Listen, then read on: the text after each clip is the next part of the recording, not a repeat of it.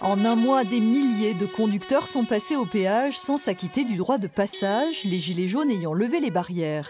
C'est une perte sèche pour Vinci qui a décidé de faire payer a posteriori le ticket d'autoroute à ses véhicules. La nouvelle circule sur les réseaux sociaux, mais la plupart des automobilistes n'y croient pas vraiment.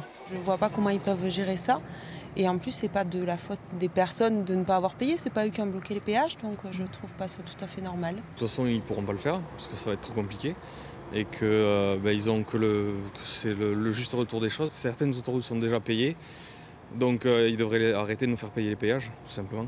Pourtant, Vinci confirme son intention de contacter tous ceux qui n'auraient pas payé. On a prévu de leur faire un courrier de régularisation pour leur faire régler le péage, mais le péage du trajet qu'ils auront parcouru, qui n'aurait pas pu être prélevé à cause des manifestations. On a des systèmes vidéo en péage, dans les voies de péage, qui nous permettent d'identifier une partie de ces gens qui n'auront pas pu s'acquitter du péage. Mais l'opération risque d'être compliquée. Vinci ne peut avoir accès au registre des cartes grises qu'à certaines conditions.